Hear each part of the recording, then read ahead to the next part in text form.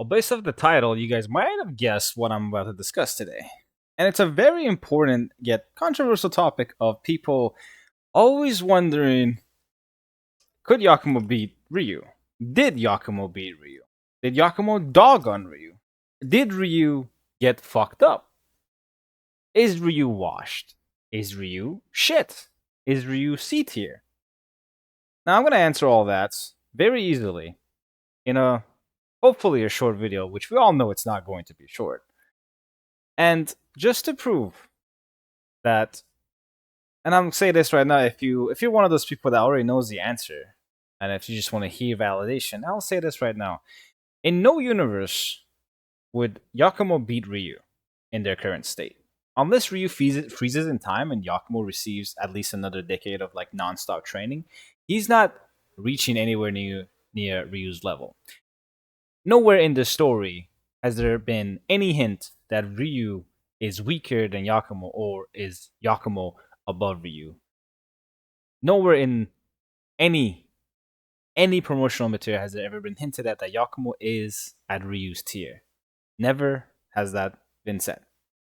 Now, I uploaded the video. The reason why this video took a little bit longer than I expected was because I had to actually go in there and record key points because people don't really trust word of mouth, despite everything I've said for the past year being mostly facts on screen, so you guys can see it while I'm talking about it, so there's no made up nonsense being whispered into your ear.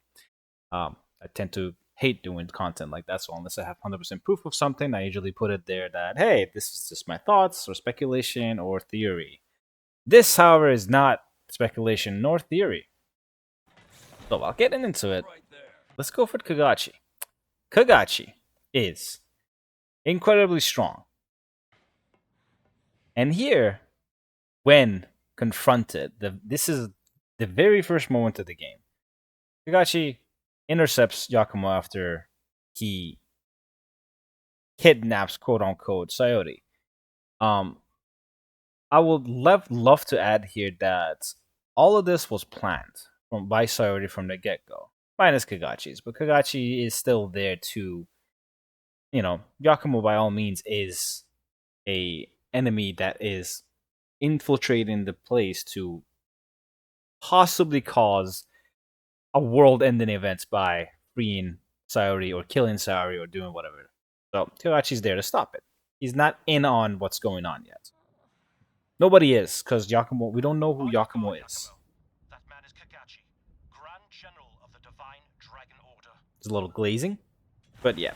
So just like Ryu is the head of the Hayabusa clan now, since this is when after Joe died, he is the head of the Kagachi is the head of the DDO command. So he is the general. He's the top of the line. I don't think he is the guy. Like, obviously there's a corporate ladder, and he is the guy in charge on the front lines, but he's definitely not the guy running the whole organization. But by all means, when you have a general that's on the front lines, usually your troops highly respect that individual more than anybody else. I wish the game dwelled upon this a little bit more, but sadly, they don't do that. Now, I think my videos should be up by now, and I gotta go here. Shut up, Virgil. We don't care about you right now. I'm kidding. I always care about him, but not today. And it should be here. Yeah. I did upload the archives. They are private videos right for now because I will do a read through all of these later. But let's go. No. Don't click on any. I'll just do this so I don't accidentally. Let's go to Kagachi's not on this one, is it? Yeah, there we go. So, little tidbit about Kagachi, which is important. I'll get to Ayane later, but don't worry.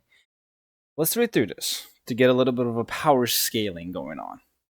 The top leader of the military branch of the Divine Dragon Order. The top leader of the military branch. So, again, as I said, frontline fighter that is the Grand General. So, he's the head of the fighting unit. Organization that currently rules over Tokyo. And the reason why they rule over Tokyo is because of the Dark Dragon being looming over it and causing absolute mayhem and destruction by just existing on top of the Sky City Tokyo. Raining practically like acidic, like demonic juice all over Tokyo. Fiends are just like running rampant all over the place. So they have set up a base and a parameter around it just so they can make sure people don't get hurt. There are humans around. Onikawa being one of them, but he's not particularly human. But we'll get to him later. Although somewhat jaded, he has a strong sense of justice and shows no mercy to the wicked. Originally a mercenary, he lost an arm in the past campaign, but his skill and dexterity are so exponential that he continues to stand among the best. His ability in swordsmanship has been compared to Ryu Hayabusa, and they fought alongside one another when Tokyo was overrun with fiends. So, Kagachi is very, very strong, physically and just being dexterous. I mean, he's fast. He's very skilled with a sword, and despite not having an arm, his swordsmanship skill are high enough to be compared to someone like Ryu. Now, again, they're the doom and gloomers. This is not saying Kagachi is on the same level as Ryu. No, this is just saying that he's comparable to someone of that stature. So, again, since Ryu is the leader of the Hayabusa village now, he's the top dog, Kagachi is also the top dog of his own organization.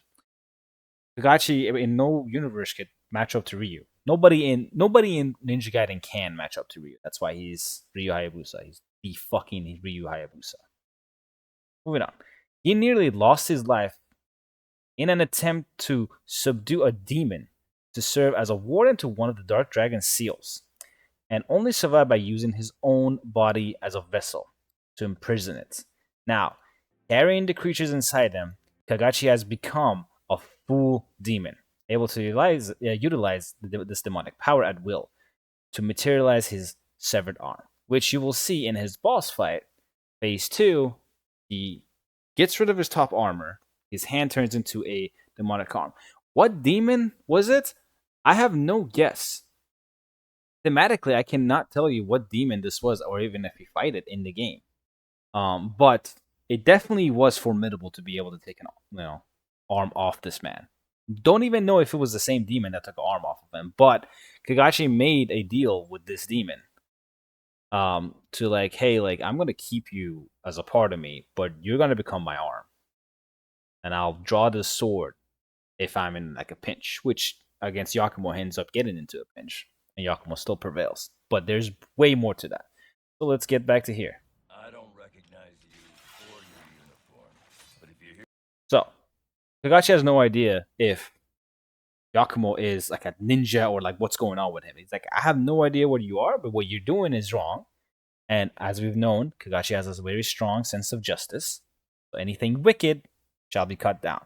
There's like, hey, I don't know who you are, but what you're doing is wrong. So if you're here to take Sayori away, you're gonna get messed up. Think again. Self-righteous, a little bit.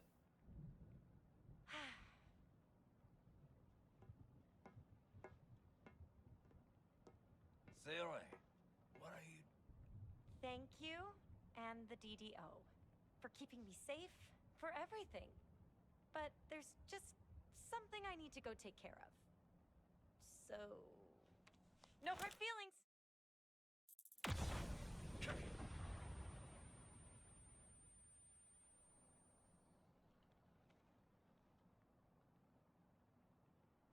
I find it funny that this was even a distraction tactic that Kagachi would fall to. An abduction, an escape. And yeah, he put two and two together. It's like, okay, oh, Sayori is going of her own full will, so no more threat. He sheathed his sword. He's like, okay, so this is not a terrorist type of deal or like a dangerous thing. She's actually going off for a reason. But because how important she still is in the world of Ninja Gaiden 4 and how crucial her survivability and her existence is to the actual well-being of the world, he calls up Ryu. Kagachi, we have a problem. Sayori has escaped the facility. And you see how he hesitates. It's like, escape the facility. So clearly he is very confused by the situation because he has not been filled in yet. Yeah, I'll send you the details.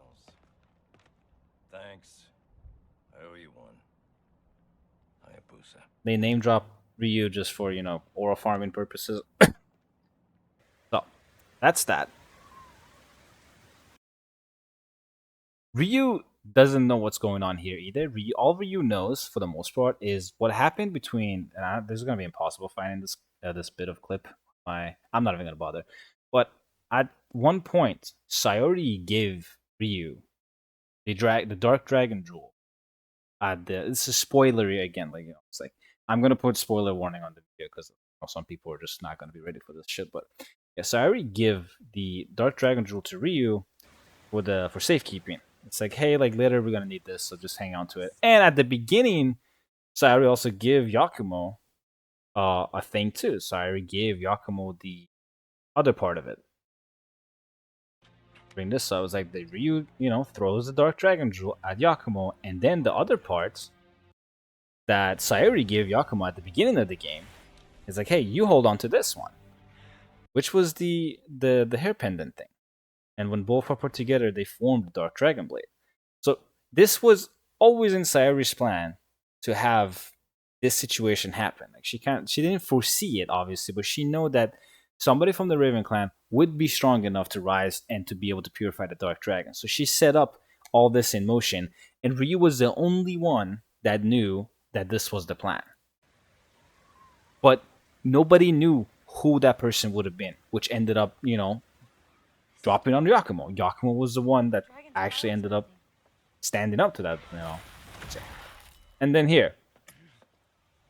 Now, the level of aura farming here is actually kind of insane.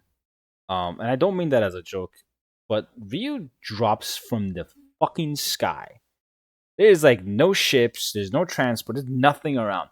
He's been dueling Tengus in the air for God knows how long. And Kagachi's up there with him.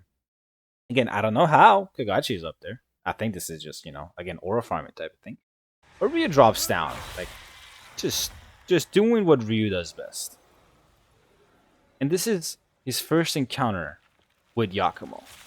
Dragon sword in hand, and the jewel is on that thing. So he's not messing around. Ryu Hayabusa. And Yakumo, as you can see, and Sayori's expression back here is very important. Yakumo is immediately squared up. Both swords in hand.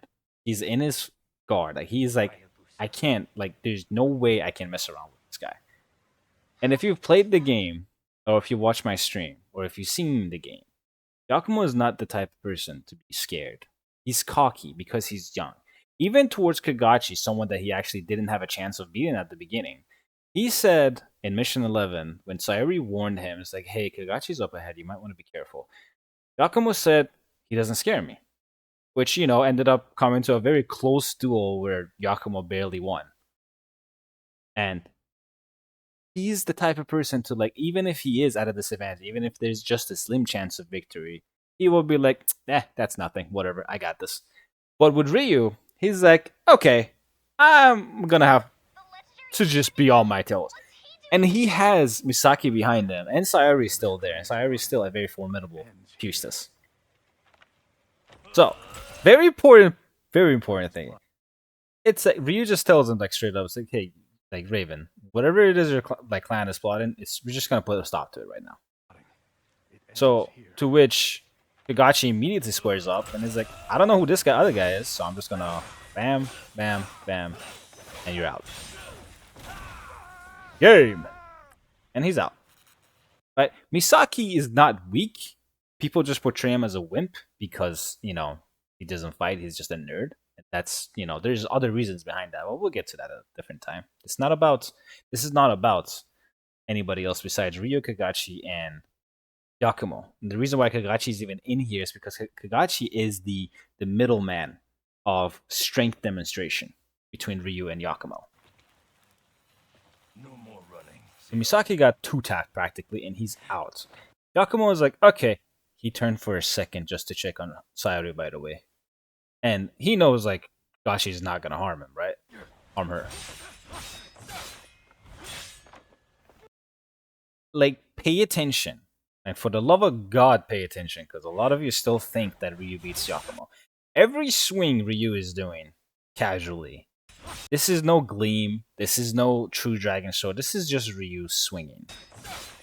Yakumo is getting pushed back like he's a practice dummy. Bam. Now, I advise you to ignore what I'm about to do with Ryu. What I'm about to do to Ryu in gameplay. But I'll still have this up just so you guys can watch it. But yeah, with every hits that Ryu was doing, he was decimating Yakumo's stance, position, and posture. There was like no opportunity for Yakumo to even think of a counterattack. He was just on the back leg the whole time. And this is mission 7. So this is like almost halfway through the game. Yakumo has 2 weapons here. Again, ignore what I'm doing to him. Just please, for the love of God, that's gonna completely like break down the whole argument on his head. But this is gameplay; it doesn't count in this matter. So, you don't win this fight on your first playthrough. If you are like a Ninja Gaiden player, like even if you're a renowned Ninja Gaiden player, throughout this fight, because this happens right after a boss fight, you're not beating this.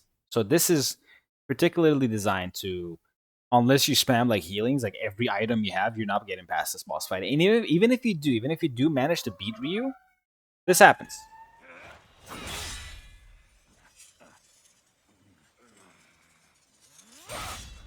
Just swat away like a fly. He's absolutely getting overpowered in sheer strength. And speed-wise, Yakumo is not keeping up with him. Let's just get that out of the way. The speed feat's like just not possible. Back leg, he could have died right here. And Sayori intercepts this. I'll be fine. Ryu wouldn't hurt me. Get out of the way, Sayori. Please, don't kill him. The whole world's at stake.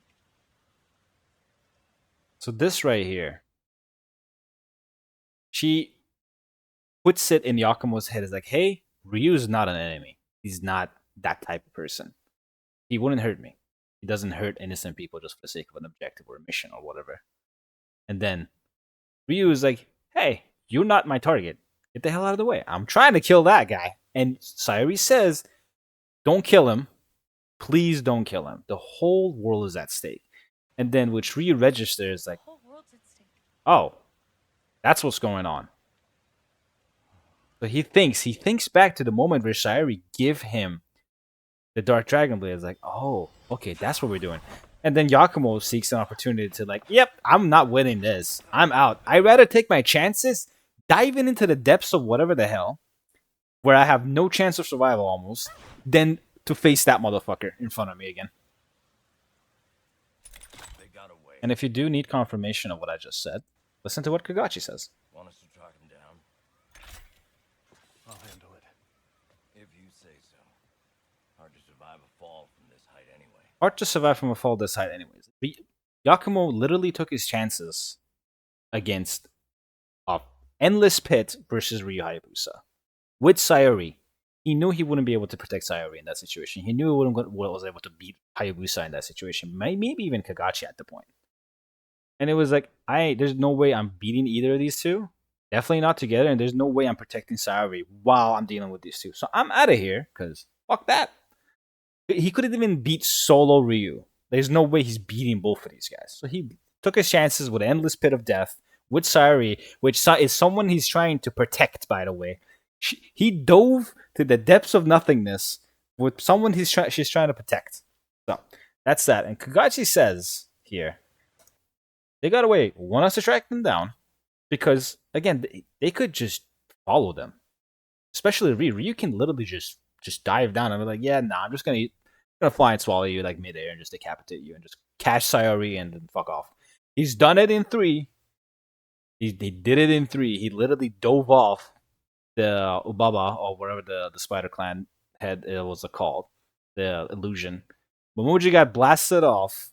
Ryu killed the fucking illusion, jumped off of it from above the sky, dove down, saved Momoji, and just slow walked back to the village. Like nothing ever happened. He could have absolutely done this then. Because if I'm, again, power scaling here, Ryu in 3 is a very nerfed down version of Ryu because he constantly has the grip of murder just holding him back and just causing him pain.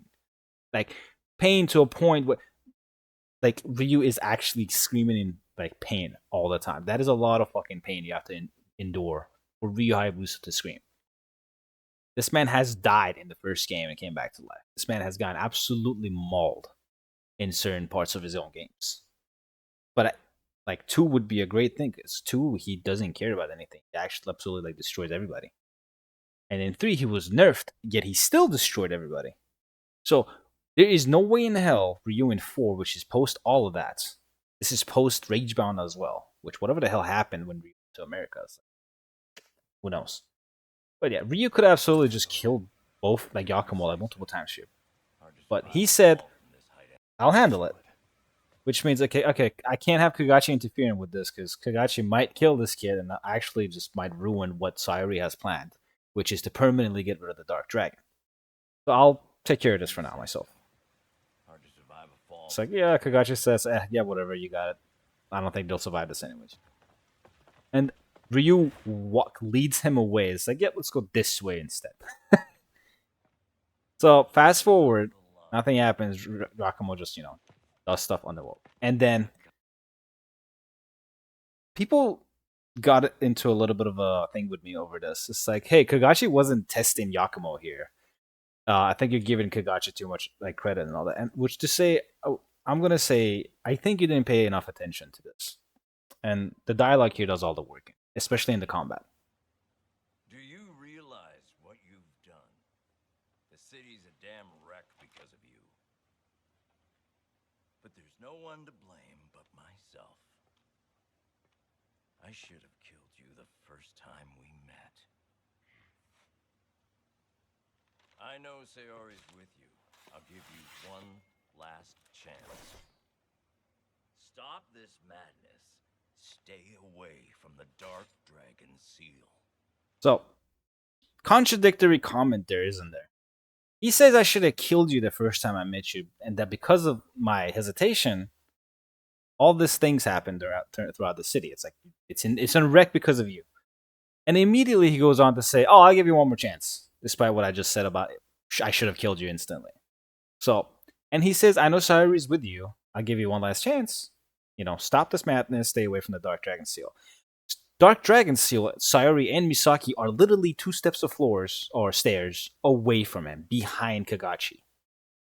Kagachi is literally about 50 meters or so, it's probably more than that, like within reach, within minutes of reach. He climbs up those stairs, Misaki and Sayori are up there. And he knows it. He's there to test Yakumo. Madness. Stay away from the Dark Dragon seal. So Yakumo is like, nope, I'm doing this because a Raven always finishes his mission. He's not aware.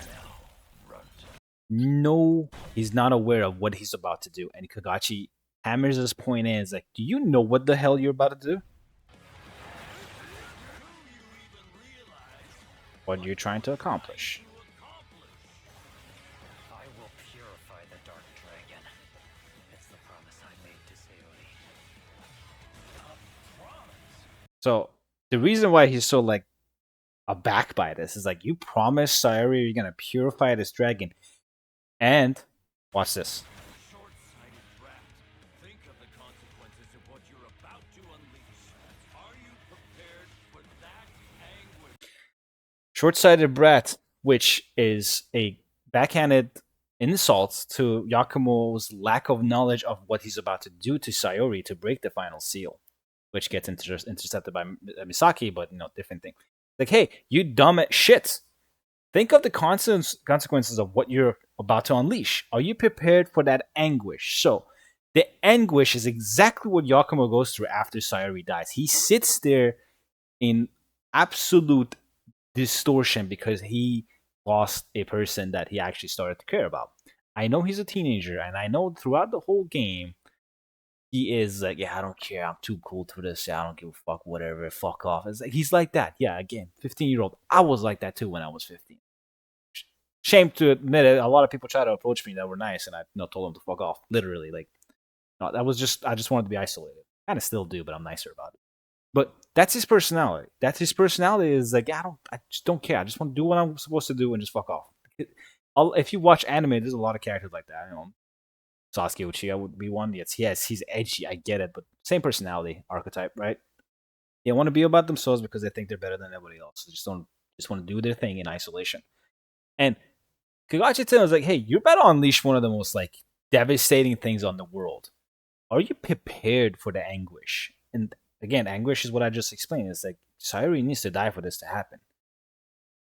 Are you ready for the anguish? Which he wasn't. He was not ready for it. Ryu had to look at his pathetic ass crying in the rain and be like, all right, fine, I'm gonna go up ahead and clean up after you, you dumb shit.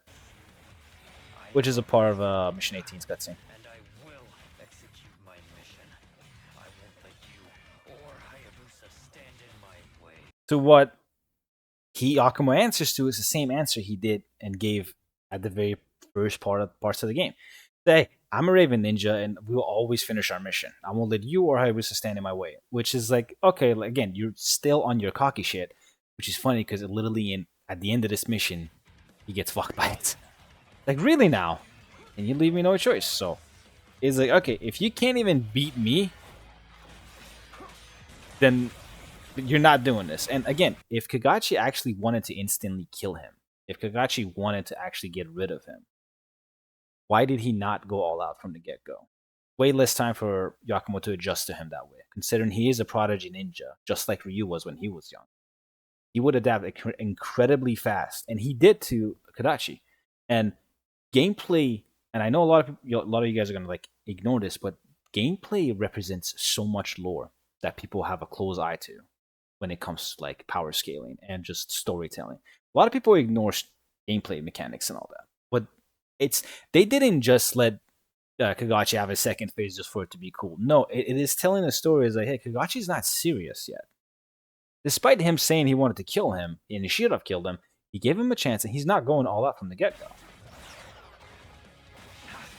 But it takes, like, he's still taking it easy on. That other sword is not drawn. Which to, you gotta own him for him to even pull out his sword in the first place. Again, ignore what I'm doing to the bosses. That has nothing to do with the storytelling. That's just me being me.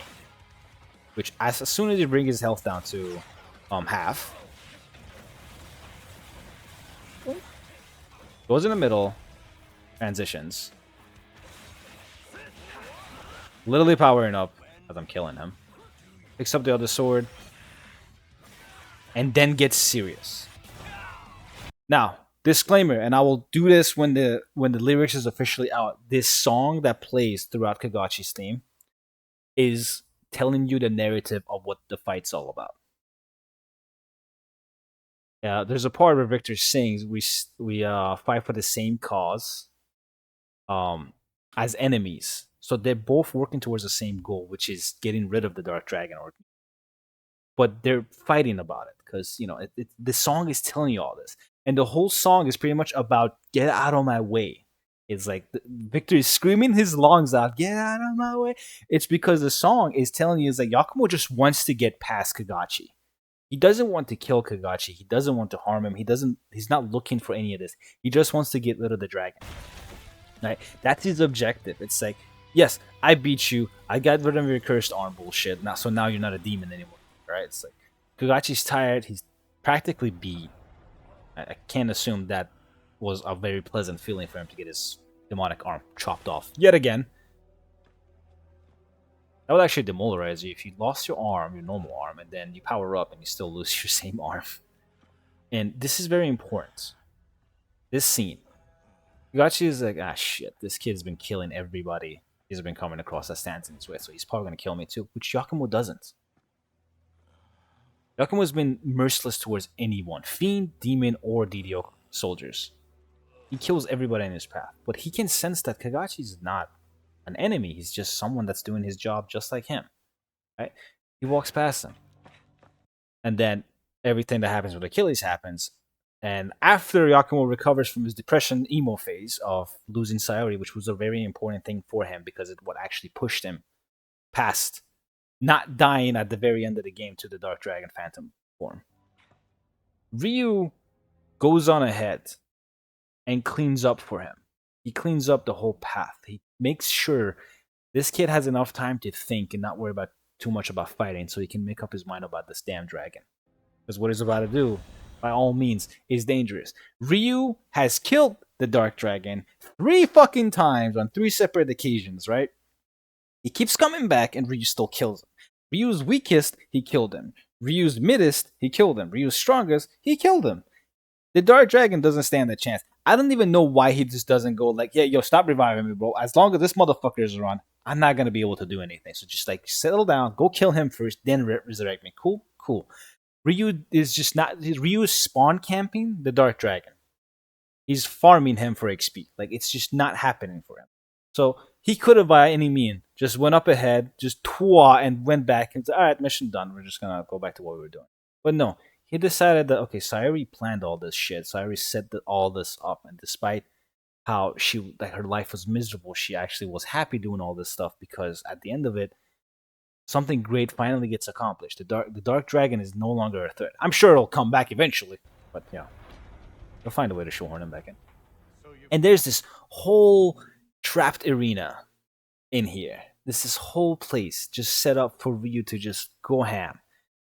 There's a reason why Ryu stands there is because this is the final trap for anybody that tries to go mess with the dragon. Because Ryu's pretty much had enough of people trying to resurrect this fucking thing. Right? Because despite him being capable of taking care of it, you know, if something does happen to him, who's gonna stop it? Raven. So you've come, Raven. He's calling him Raven, not Yakumo. Nothing would have stopped Ryu from ambushing him. Nothing would have stopped him from just like attacking him straight up the gate. But he's a warrior. The Dark Dragon is mine. But Yakumo's angry. Definitely doesn't have a cool head because he just lost Sayori. Umi's devastated, and Tyrant's trying to be Tyrant. And Ryu assumes a dueling stance. Last time, Ryu landed and went straight at him. If I can bring it back. Exactly where that was. Right before I no damage Ryu. But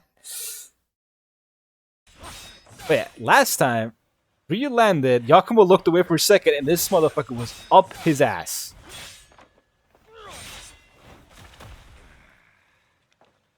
And then the fight starts. Right? This time Ryu assumes a stance. It's like, hey, we're gonna duke this out because I need to test you. Which he goes on to do. And again, pay attention. Yakumo's gotten much stronger. Yakumo surpassed Kagachi. Look at him, look at him, look. Like, are you gonna tell me like this motherfucker has a chance against Ryu? Are you gonna really accept? You're gonna sit there and tell me, oh, Yakumo dogged on Ryu? Are you that dense, motherfucker? Look at this. You know how much strength it takes to hit someone to make him fucking get launched backwards? He didn't backflip for style points. He got knocked back. Of course, of course, I gotta say this right now. This is mocapped, of course, right? So, whoever's mocapping this, look, whoever's mocapping this didn't, get knocked back by a sword swing. Obviously, strings attached. He has to do a backflip and land like he was on a back foot. But yeah, Ryu hit him so hard, the arm that was in front is deflected upwards. It is out of his. He lost control of his own limb because of how hard Ryu just hit his sword. Right? Boom. Lands on the floor. Is like, okay, let's try this again. Differently. He's just bobbing and he's perfect dodge. He's styling. He's witch timing Yakumo in the middle of a cutscene. Again, hits him so hard, he doesn't have time to block the second one. He has to back up. And Ryu's like slow-mo, and he's like, yeah, just cool, swinging my sword. I love doing this shit. It's awesome. It's just having fun with it. Yakumo gets swung back like it's fucking Akari's like Tokyo Drift shit. Akari? I don't think it's Akari. But so he's like, alright, Blood Raven time. I gotta keep up with this man. Which Ryu is like, cool, like you don't have the speed to do this. Like you see you gotta be absolutely a moron to think Ryu actually took him seriously. Ryu landed and he's doing the just slowly turn around. Okay. If you truly think you have what it takes to slay the Dark Dragon, Prove it. prove it. Literally prove it. What comes from proving something? It's because someone's fucking testing him, right? People still say oh, you're testing him. Oh, the platinum made Ryu. Like, no, you are moron. You are dumb. You are stupid, my friend. Ryu is testing Yakumo. Ryu is actually testing Yakumo to see what's going on. Because again, at any point, Ryu could have just killed him. Any point. He had 16 missions to do it, plus some. But that's not the point because they're trying to end the reign, literally, no pun intended. Again, ignore what I'm about to do to Ryu. But this whole fight is, again, a test, which Ryu starts off normally. He's just fighting you with basic shit. All he does is basic stuff here. He does his normal strings. He does his, Izuna drops. He does his ultimate techniques. But he's not tapping into his Nimpo in the first phase. He's not tapping into his Berserk more. He's not tapping into his Gleam too much either. I don't think actually he does any Gleam attacks in the first phase. You just don't give him a chance to do anything. But yeah, I don't think he does any Gleam attacks. But as soon as you actually manage to bring him down, yeah, see, he's just doing normal. There's no Gleam yet. Did I manage to catch this one? No, I completely fucked that up, but whatever. Yeah, and he starts off with Inferno, his main Nimpo. The fight got really out of hand here, so excuse me if it's boring. And I hate when he spawns the Phoenix because he actually cannot get close to him, so I was trying to outrange him while doing some decent damage to him. But yeah, Ryu is by all means testing Yakumo. He's doing his Berserk stuff, he's doing his Gleam stuff, he's actually doing everything that's actually strong. He's tapping into his full power. Well, not full power because it's not, But yeah, he does everything Ryu can do. Like Piercing Void, Inferno. He didn't do Wind Blaze Think Fuck for once, but yeah, it's like he's actually just taking him slightly seriously here. Messed up there. I should have charged twice.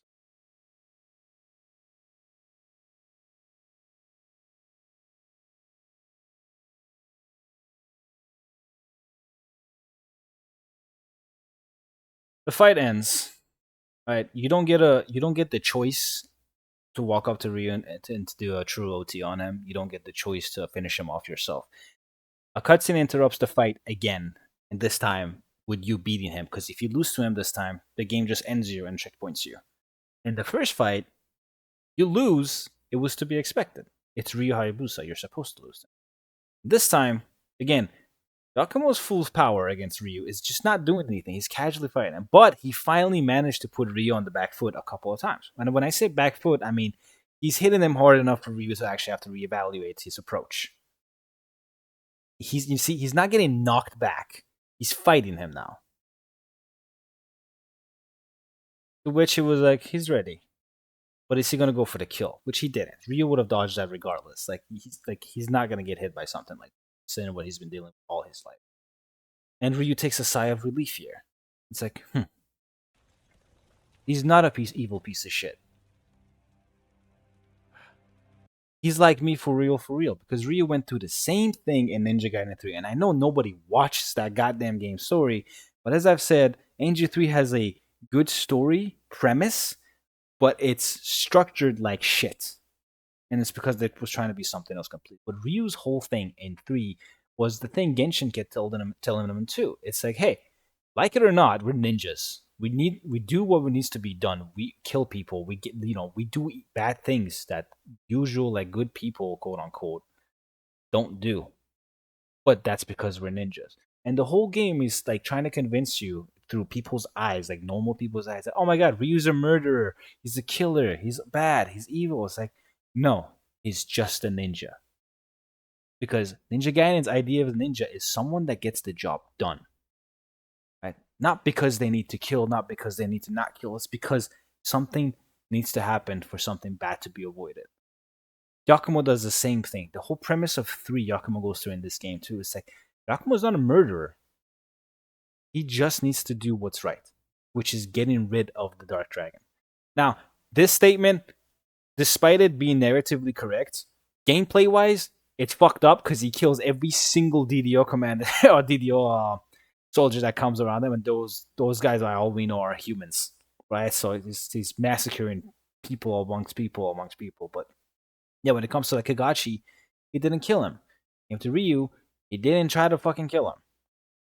He avoided his blade. Whether Ryu dodged last second or Yakumo didn't go for the kill, it doesn't matter. But Yakumo avoided doing the mistake.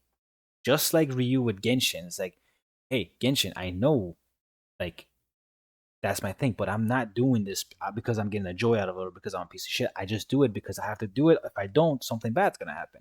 Which was the premise of 3, which was something Genshin was trying to convey to him. Is like, we're fucking ninjas, man. There's no good or evil. We just get the job done.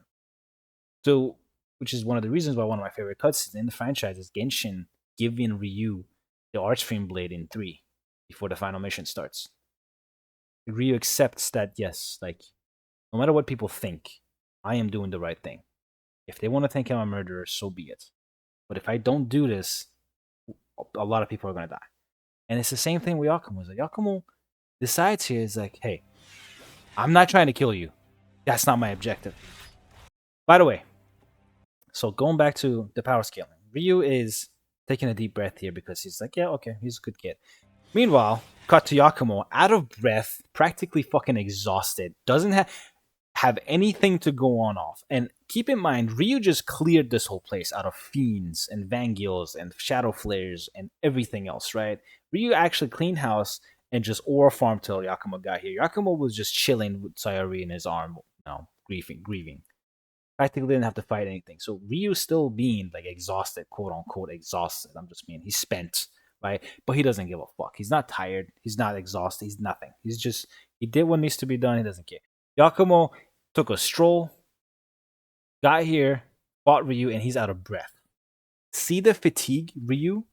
Fought a whole bunch of stuff, not tired. Yakumo took a walk in the park, is dying because he fought Ryu. And he's like, I'm not gonna kill you, but if you want to get in my way, I'm still gonna fight you. And look at these heavy breaths. He doesn't fucking have it, bro. Yakumo. Which to Ryu is like, okay, if you are pure of heart, if you're not evil, From Sayori. The jewel of the Dark Dragon. and when he gives him the jewel of the Dark Dragon, the other dependent reacts to it, which Sayori gave to Yakumo. I probably should have recorded that one too.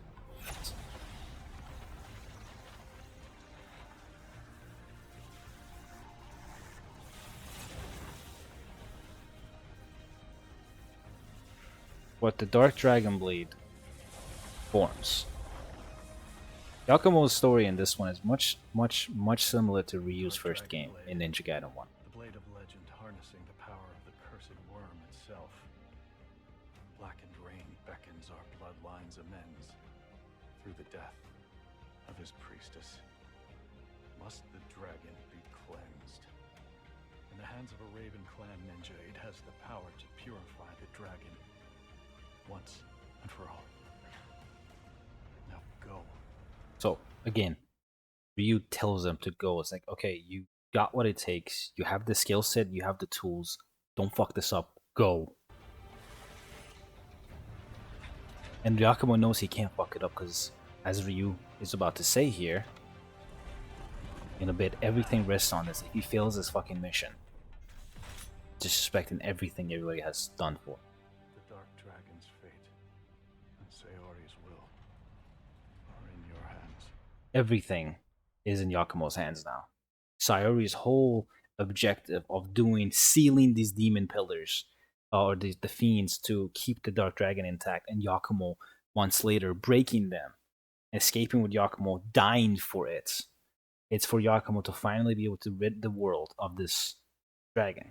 I don't know if you guys noticed, but the gates here, Are in your hands. the gate here has the Dark Dragon swirling around the Dark Dragon blade.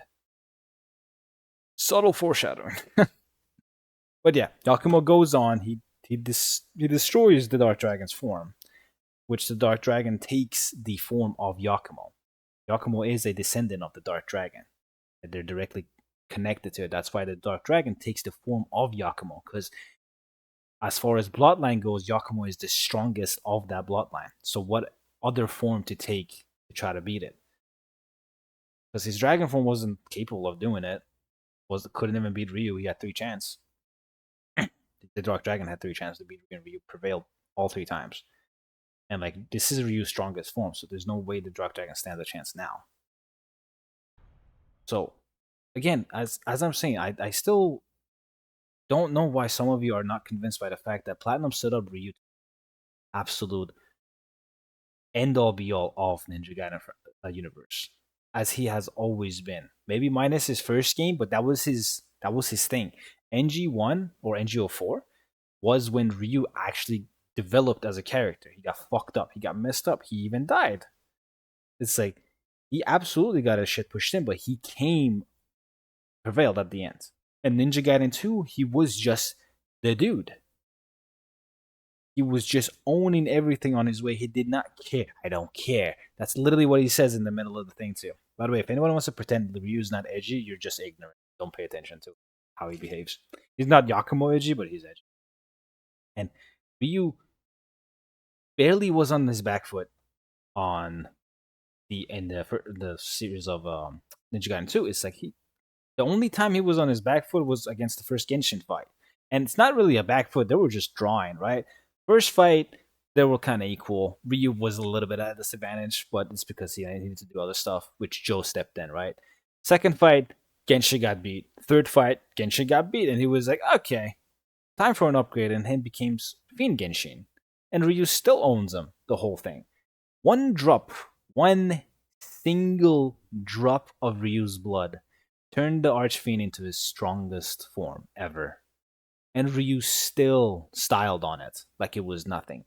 And that is much, much, much time ago. That is a wrong sentence, but that was a long, long time ago compared to Ninja Gaiden 3 and Ninja Gaiden 4. And need I remind you that a crippled Ryu, practically dying at like literally one step away from death's door and being completely changed into something he doesn't like, was still leveling cities and like dimensions. Well, not dimensions, but like he was absolutely destroying all the fiends and all the soldiers, helicopters, tanks, fucking artificial fiends, artificial tanks. He was absolutely owning everything, right? And he still stepped up to Kana. I was like, even if I'm like in this state, I'll still fight this out. I'll I'll prevail somehow. Which to Theodore was like, hey, like, kill me and the curse is broken, but don't kill my daughter, please. I was a father, I have to protect her. Which to respect said he still, he didn't want to kill Theodore, but Theodore didn't leave him a choice. So, and that was the plan because the only way to get rid of the grip of murder curse was to kill Theodore. And he says that undoing the curse is a pain in the ass, which is dumb. I think that writing was also another dumb mistake by Team Ninja on 3. Theodore should have lived somehow. And then yeah, Ryu is not a murderer, and like he, doesn't kill Kana at the end of it. He saves Kana, and then he leaves. That's why you have the dialogue at the end. I've done a stream recently on it too. Dialogue at the end saying like, "Hey, Ryu, no matter what people think, like you're still like a decent person," and he just fucks off. So I again, half dying Ryu still managed to get the job done. You're gonna tell me Ryu at his peak is gonna lose to this right here? It's like, no, man. Like you gotta be delusional to think that.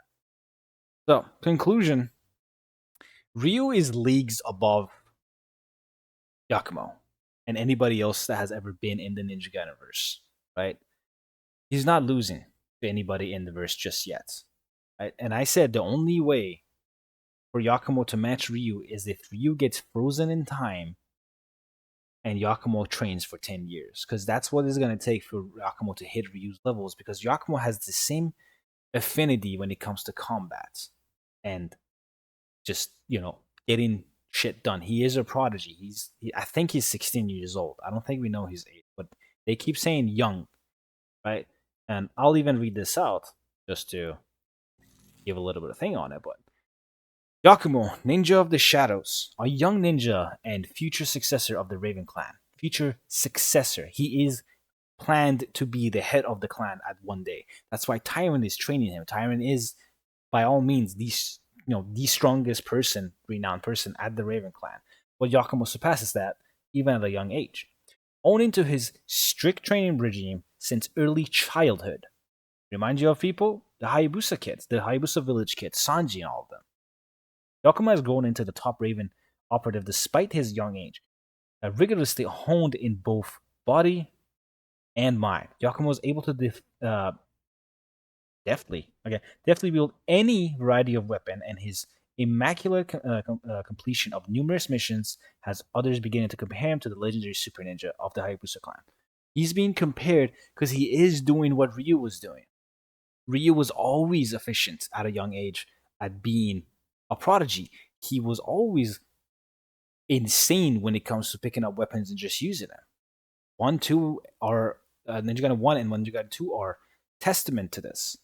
Even has a comment on the Vigorian Fail. It says, hey, when someone asked him how did he feel about the Vigorian Fails, Ryu's response was, not bad. So he has to approve the weapon. Ryu is so badass that he has to be like, yeah, this weapon's something. It's cool. I fucks with it. Okay? Yakumo's in the same realm. He's just a couple of years behind Ryu because he's going through the same things. Is he a super ninja? No. He just becomes a master ninja at the end of his first game, just like Ryu. Ryu wasn't a master ninja, he was just a prodigy in NG1. In NG2, he was considered a master ninja by that point. Why? Because he was already renowned. He was already like the best there is at what he does. Joe was still the head of the clan, but after Joe's passing, yeah, Ryu was the successor, and he is the head of the clan now.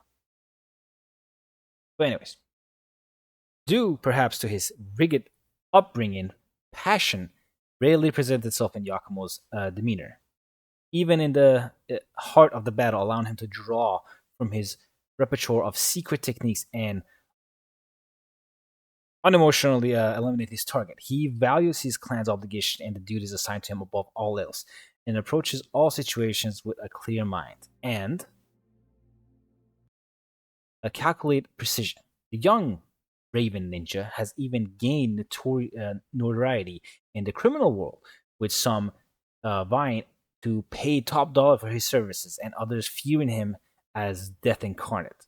One thing can be said for certain: Yakumo's abilities and performance have caught the eyes of many. So, because he's a new kid on the block, and considering he is also a prodigy, he's strong, he's very capable, right? He's not Ryu yet, but he's following in the footsteps and the same process Ryu did.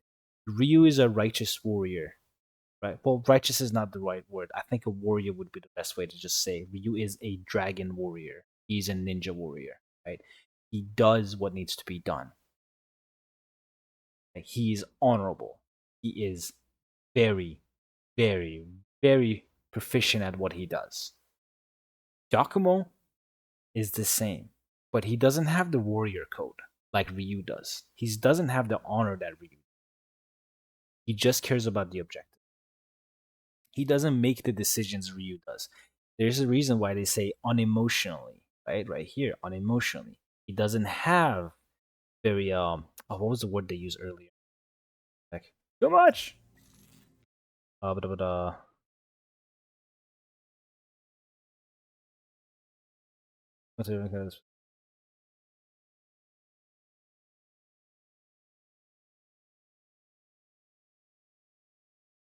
yeah, there we go. Passion rarely presents itself in Yakumo. So he doesn't express his emotions. That's why unemotionally he lacks passion, and we saw that character development happen with Sayori. Granted, granted, it happened out of fucking nowhere. I will say this right now as a criticism. How fast he grew to like Sayori was absolutely not represented enough.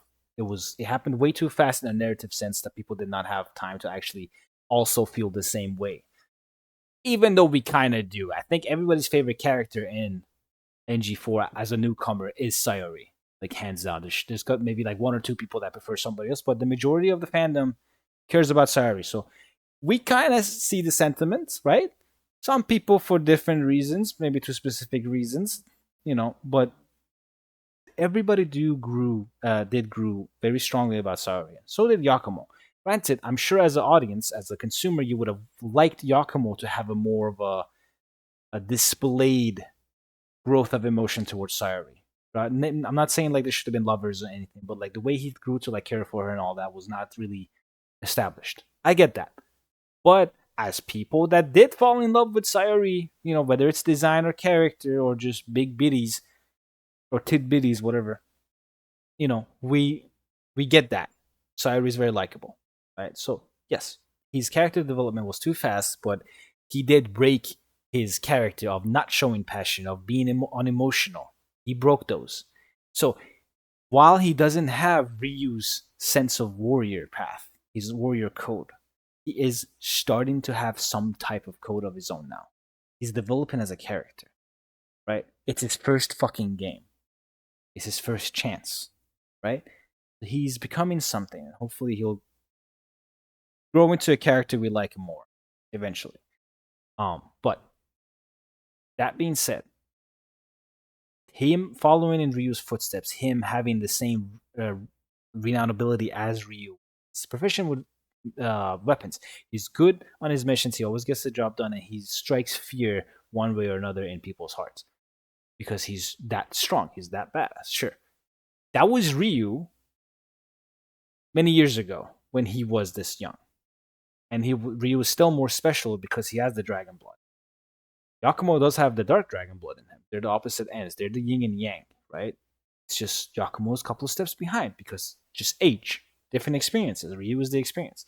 And if you watch and consumed any source of media, whether it's Naruto, whether it's Dragon Ball, whether it's whatever the hell it might be, DMC, the old generation always gets outdone by the new one. It is the process of the world. It is something that everybody has to do as parents, as grown-ups, as older people. We have to push our next generation to be better than us. Otherwise, society fails. Otherwise, it will still be making fire with fucking, stones and rocks and shit. So, you know, in Naruto, Hashirama was the god of shinobi. He was this, he was that. Madara was like the most badass ninja. Okay, Naruto in his teens surpassed Hashirama's peak. Sasuke in his teens surpassed Madara's peak. They literally do it in the middle of the war arc, right? Same with the Dragon Ball. It's like, yo, Goku is goated, but if Gohan got off his lazy ass and trained a little bit, quote unquote, trained, or just got slightly angry, he surpasses Goku miles ahead, which he did in his Beast form. If you watch Dragon Ball again, like Beast Gohan, just by getting angry because of Piccolo's passing and just people messing with his daughter, he got so strong that he surpassed UI Goku briefly, and he still is stronger than Goku till we get more fucking mangas coming out eventually. He's still stronger than UI Goku. Like, you could say Goku doesn't try when there's nothing at stake, of course, but like he's dogging UI Goku. He's landing hits on something that's unhittable. So yeah, it's like, the next generation is always stronger. And they said the same thing. Goku said the same thing about Gotenks and Trunks. It's like, hey, you guys get it together. Like, I never have to lay a finger again. Which Goku obviously doesn't want. And like, the reason why that never happened is because people just want to see more Goku. Same shit here. People just want to see more Ryu. So Yakumo might not see the second game. Who knows? But same thing in DMC. Like the Sons of Sparta. Sparta was this great demon that was just unmatched. He was like the guy. And he soloed hell by all means. He went up against all of hell, beat everybody's ass, sealed Mundus, and then fucking died.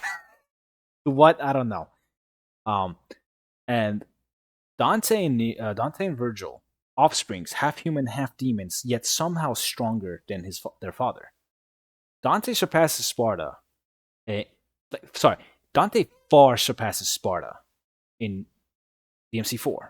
Far, and I do mean far, like insanely stronger than his dad. I have my headcanon speculations about it, but word of mouth from the directors and the producers is that Dante is stronger than Sparta in DMC4. So if the director and the writers say it, my headcanon means nothing, so I'm going to go off on that. And in DMC5, just with the Sin Devil triggers, they're just unbeatable. They're so strong, nothing in that verse even matches to them, so that's why they've just fucked off in hell. And same with Nero. Nero was like, hey, he's technically a quarter demon, but he's so strong that he can actually keep up with those two, despite Dante's and Virgil's like insane amount of training and years of fighting and just being what they are, right? Virgil's been fighting ever since his mom died and he was 9. As a kid, he was 9 years old and he's been fighting demons that are so fast they surpass light speed. As a 9-year-old, he had to do that alone. And he survived, and he's the badass he is. Same with Dante. Dante didn't have to fight as much, but he hates his father. because of all that. But I'm fucking get divergent way too far. It's turned into a DMC lore. But point is, the next generation always gets set up as something much, much greater than the previous one because that's how we have to keep it going, right? It's just a law of media to make our younger people, like folks, our kids and all that, to feel like they're the hope, they're the light forward, right? This follows in media. This is not a narrative manipulation. This is not a thing. This is just a law of doing things. You have to give hope to the new generation of becoming something great. Otherwise, there's so much doom and gloom in the world, so many adversities, so many things against us that it's easy to lose hope and give up. Right? Again, I'm digressing into something else, but it is related. That's why Yakumo was set up to be this cool ass fucking guy that's capable, right? It's like we already know what Ryu is capable of, right? Yakumo was trying to follow in his footsteps, and now he has two direct mentors. Because Tyrant keeps hyping up the Super Ninja, which is Ryu, and Ryu directly showed him what he's capable of and how shit needs to get done.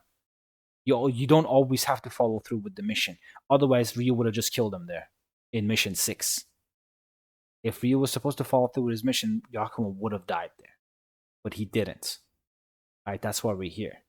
I'm losing my voice, so I'm going to end this quickly. My throat actually hurts because I got really passionate about this.